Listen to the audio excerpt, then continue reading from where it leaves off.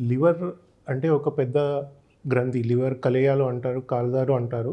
ఇది రైట్ సైడ్‌లో పొట్టకి రైట్ సైడ్‌లో ఒక పెద్ద గ్రంథి ఉంటది. ఆ లివర్ అంటే చాలా ఇంపార్టెంట్ ఆర్గన్ బాడీలో. లివర్ ఫంక్షన్స్ ఏముంటాయంటే దాన్ని పనిలో ఏమున్నాయి లివర్‌తోని అది అర్థం చేసుకోవాలంటే లివర్ అయితే ఎనర్జీ స్టోర్ చేస్తుంది. మీరు ఏమైనా తిన్న తర్వాత ఇది గ్లూకోజ్‌లో కన్వర్ట్ అయ్యి ఆ ఎనర్జీ స్టోర్స్ లివర్‌లో ఉంటాయి. తర్వాత లివర్ మీ బాడీలో అరగడం జరగడం కోసం పిత్త పిత్త ప్రొడ్యూస్ చేస్తుంది. పిత్త ప్రొడ్యూస్ చేయిన తర్వాత అది పిత్తాశయంలో స్టోర్ కూడా అవుతుంది.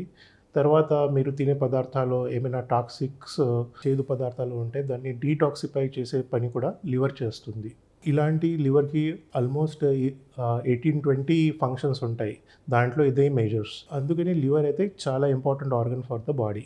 లివర్‌కి ఇంకొకటి చెప్పాలంటే ఇది has a remarkable regeneration capacity అండి. రీజనరేషన్ అంటే ఏంటి? ఎప్పుడైనా లివర్ డ్యామేజ్ జరిగితే ఆ లివర్ సొంత రికవర్ అయ్యడానికి కెపాసిటీ ఉంటుంది. సో, అందుకనే ఎప్పుడైనా లివర్ డ్యామేజ్ జరిగిన తర్వాత మామూలుగా రోగికి లక్షణాలు ఏమి తెలవదు. కానీ ఒక స్టేజ్ దాటిన తర్వాత చాలా డ్యామేజ్ జరిగిన తర్వాతనే లక్షణాలు మొదలవుతాయి. సో, ఈ లివర్ జబ్బుకి లక్షణాలు ఏంటి? లివర్ జబ్బు లక్షణాలంటే కాళ్ళు వాపు రావటం, పొట్టు మీద నీరు రావటం, పస్కలు రావటం, రక్తవాంతులు రావటం, స్పృహ బాలేకపోవటం ఇలాంటి వేరే రకరకాలు లక్షణాలు మొదలవుతాయి. ఇది లివర్ జబ్బు రావడానికి మేజర్ కారణాలు ఏంటి? ముఖ్యంగా ఆల్కహాల్ ఎక్కువ తాగిన వాళ్ళకి, తర్వాత హెపటైటిస్ బి, హెపటైటిస్ సి అని వైరస్ ఇన్ఫెక్షన్స్ ఉంటాయి. దాంతో బట్టి కూడా చాలామందికి ఈ లివర్ డ్యామేజ్ అవుతుంది. మన రాష్ట్రంలో ఒక 3% మందికి హెపటైటిస్ బి ఇన్ఫెక్షన్ క్రానిక్ స్టేజ్‌లో ఉంటది. ఇలాంటి మనిషి వాళ్ళకి ముందు స్టేజ్‌లో ఏమి లక్షణాలు ఉండవు. కానీ ఈ లివర్ డ్యామేజ్ ఒకవేళ ఒక స్టేజ్ దాటిపోతే ఇలాంటి లక్షణాలు స్టార్ట్ అవుతుంది. తర్వాత లివర్ క్యాన్సర్ కూడా డెవలప్ అయ్యే ఛాన్సెస్ ఉంటాయి. తర్వాత హెపటైటిస్ సి అనే ఒక లివర్ ఇన్ఫెక్షన్ ఉంటదండి. ఈ హెపటైటిస్ సి అప్రాక్సిమేట్‌లీ 2% మందికి తెలంగాణ రాష్ట్రంలో ప్రివలెన్స్ ఉంది. తర్వాత ఇప్పుడు కొత్తగా చెప్పాలంటే ఇప్పుడు మన డయటు, లైఫ్ స్టైల్ చాలా మారిపోయింది. చాలా మందిలో లావుగానే ఉన్నారు. ఎస్పెషల్లీ పొట్టలో ఉన్న ఫ్యాట్ చాలా ప్రమాదకరం. సిటీస్‌లో ఇప్పుడు ఆల్మోస్ట్ సగం మంది ఓవర్ వెయిట్ కానీ ఒబీస్ కేటగిరీలో వస్తున్నారు. ఒబెసిటీ డెవలప్ అయితే ఎక్సెస్ ఫ్యాట్ లివర్‌లో డిపాజిట్ అయ్యి ఫ్యాటీ లివర్ అని ఒక కండిషన్ డెవలప్ అవుతుంది. ఆ ఫ్యాటీ లివర్ కొన్ని మందికి ప్రమాదం జరుగుతుంది. దాంతోనే ఫైబ్రోసిస్, సిరోసిస్ ఆ స్టేజ్‌కి వెళ్ళిపోతుంది. ఇప్పుడు గత 10 సంవత్సరం నుంచి fatty liver related liver disease ఇది ముఖ్య కారణాలు అని డెవలప్ అవుతుంది లివర్ ఫెయిలియర్ కోసం. చెప్పిన ప్రకారంగా ముందు స్టేజ్‌లో లివర్ జబ్బుకి ఏమి లక్షణాలు లేకుంటేనే దుర్లక్ష్యం అవుతుంది. సో, చాలామంది లేట్ స్టేజ్‌లో ప్రెజెంట్ అవుతున్నారు. ఇప్పుడు మనం ఏమైనా ప్రికాషన్స్ ఏం తీసుకోవాలంటే ఒక life time once at least hepatitis B, C virus infection ఉందా లేదా అది చెక్ చేయడానికి టెస్టులు చేయాలి. ఆ టెస్టులు చాలా ఈజీగా వైడ్లీ అవైలబుల్ ఉన్నాయండి. హెచ్‌బీఎస్ఏజీ, యాంటీ హెచ్‌సివి ఈ 2 టెస్టులు చేసిన తర్వాత రిజల్ట్స్ కూడా మీకు కొంత సమయంలో అవైలబుల్ ఉంటాయి. హెపటైటిస్ సి అండ్ బికి ఒక 5 సంవత్సరం క్రితం ఎఫెక్టివ్ ట్రీట్మెంట్ ఉండేవాళ్ళు. ఇప్పుడు ఉన్న ట్రీట్మెంట్స్తోనే 90% అబోవ్ క్యూర్ రేట్ ఉంది. సో, ఇది ఒక ఈజీ టు ట్రీట్ కండిషన్ అని డెవలప్ అయింది. సో, అందుకనే అందరము life time at least once hepatitis B, hepatitis C check చేసుకోవాలి. తర్వాత ఆల్కహాల్ తాగే వాళ్ళకి ఒక సలహా అంటే any alcohol is a bad alcohol. చాలామంది చెప్తారు ఇది 2 పేగ్ ఓకే, ఎప్పుడైనా ఒకసారి ఓకే. కానీ alcohol is not a natural food for humans. చిన్న ఆల్కహాల్ కూడా లివర్ డ్యామేజ్ చేస్తుంది. ఎస్పెషల్‌గా మన రాష్ట్రంలో ఆల్కహాల్ డ్రింకింగ్ కల్చర్ లేదు. సో, ఇప్పుడు వచ్చే మోడర్నైజేషన్స్‌తో ఎకనామిక్ డెవలప్‌మెంట్ చాలామంది ఎక్సెసివ్‌లీ డ్రింక్ చేస్తున్నారు. You can stop alcohol, nothing better than that. Alcohol stop చేయడమే మంచిది. కానీ ఒకవేళ మీరు తాగాలంటే ఒక లిమిట్‌లో తాగాలి. ఒకసారి 2 పేగ్‌తో కంటే ఎక్కువ తాగకూడదు. ఎస్పెషల్లీ విమెన్స్‌ని, మహిళా వర్గాలని ఒక పేగ్ కంటే ఎక్కువ తాగకూడదు. తర్వాత మీకు చెప్పిన ప్రకారంగా non alcoholic fatty liver disease, fatty liver వాళ్ళకి ఒక సలహా అంటే వెయిట్ లాస్ అయితే చాలా ఇంపార్టెంట్. మీరు ఎంత మెడిసిన్స్ అడిగినా సరే మీకు లివర్ ప్రాబ్లం తగ్గించాలంటే ఫస్ట్ ఆఫ్ ఆల్ వెయిట్ లాసే ఉంటుంది. మీ ఉన్న బాడీ వెయిట్తో కనీసం 10% వెయిట్ లాస్ అయితే ఫ్యాటీ లివర్ తగ్గిపోతుంది.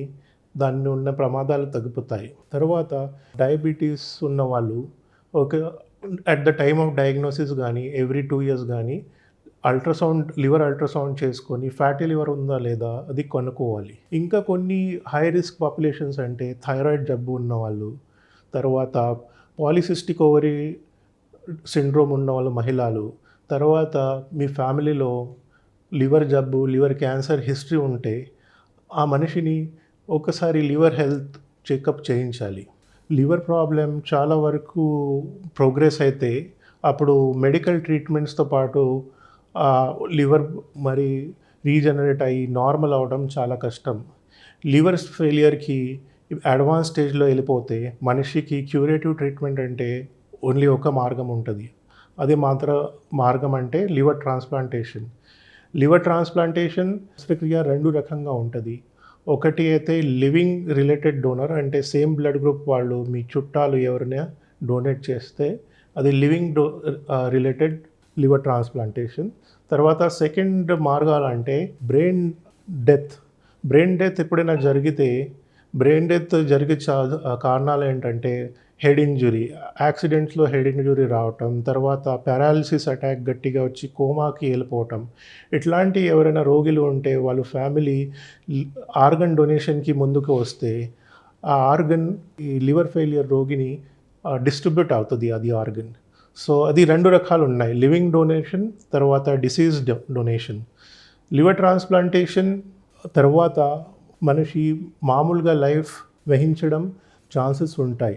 లివర్ ట్రాన్స్ప్లాంటేషన్ అంటే ఒక పెద్ద సర్జరీ, కానీ ఇప్పుడు మన సైన్స్లో చాలా వరకు టెక్నాలజీ మెడిసిన్స్తో ప్రోగ్రెస్ జరుగుతుంది. ఆ ప్రోగ్రెస్తో పాటు ఇప్పుడు లివర్ ట్రాన్స్ప్లాంటేషన్ తర్వాత సక్సెస్ ఛాన్సెస్ చాలా ఎక్కువ వరకు పెరిగినాయి. ఇప్పుడు ప్రస్తుతానికి లివర్ ట్రాన్స్ప్లాంటేషన్ జరిగిన తర్వాత 1 year తర్వాత 90% మందిలో నార్మల్ లైఫ్ వహించుతున్నారు. ఒక 5 years తర్వాత 80% వరకు మందులు లైఫ్ వహిస్తున్నారు. సో ఇప్పుడు liver transplantation is a reasonable and curative option for patients with end stage liver disease and liver failure. Liver transplantation తర్వాత లైఫ్ ఎలా ఉంటుంది?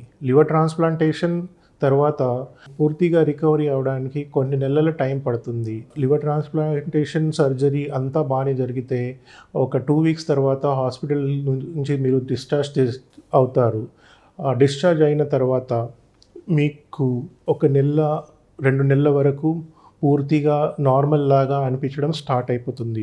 లివర్ ట్రాన్స్ప్లాంటేషన్లో మీరు వేరే మనిషికి లివర్ మీ బాడీలో పెడతారు. సో మీ బాడీ ఆ లివర్ని యాక్సెప్ట్ చేయాలంటే మీ బాడీకి ఇమ్యూనిటీ తగ్గే మందులు ఇస్తాము.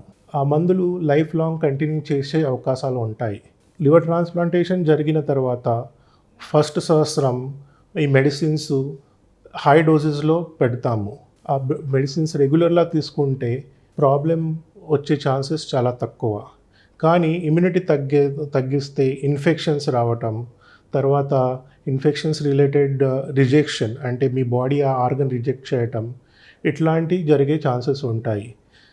కానీ ఇప్పుడు మీరు ట్రాన్స్ప్లాంటేషన్ తర్వాత రెగ్యులర్గా విజిట్కి వస్తే, రెగ్యులర్గా మందులు వాడితే ఇలాంటివి జరిగే ఛాన్సెస్ చాలా తక్కువ. మన ఫాలోఅప్లో లివర్ ట్రాన్స్ప్లాంటేషన్ తర్వాత 15 years అయ్యే 20 years అయ్యే మనుషులు కూడా ఉన్నాయి. So liver transplantation is a reasonable and successful option for treating liver failure అండి. లివర్ ప్రాబ్లం వచ్చినప్పుడు మన సమాజంలో చాలా వరకు కొన్ని బిలీఫ్స్ ఉన్నాయండి. చాలామంది పథ్యాలు చేయాలి, ఇది తినొద్దు అది తినొద్దు అని చెప్తారు. చాలామంది చెట్ల మందులు తర్వాత ఆయుర్వేదిక్ మందులు ఇట్లాంటి వాడతారు. కానీ ఇప్పుడు నేను చెప్పిన ప్రకారంగా బాడీలో లివర్ అంటే energy stores. Already liver problem ఉన్నప్పుడు ఆకలి చచ్చిపోతుంది, తర్వాత వాంతులు అయినట్లా అనిపిస్తుంది, ముందే రోగికి తినడానికి శక్తులు తక్కువవుతాయి. దాంట్లో పథ్యం చేస్తే బాడీ ఇంకా వీక్ అయిపోతుంది. అందుకనే మన సైన్స్‌లో ఈ పథ్యాలకి ఏమి సైంటిఫిక్ బేసిస్ లేదు. సో, పథ్యాలు చేయటం మీకు హానికరం కూడా అవుతుంది. కొన్ని మందికి ఒకవేళ పొట్టలో నీరు ఎక్కువ అయితే, కాళ్ళు వాపులు అయితే ఆ రోగినది వాటర్ తర్వాత ఉప్పుకి కొన్ని పథ్యాలు చెప్తాము. ఉప్పు చాలా తక్కువ తినాలి ఇలాంటి రోగిని. వాటర్ కూడా 1 to 1.5 లీటర్ వరకే తాగాలి. దానికంటే వేరే ఏమీ పథ్యాలు లేవు.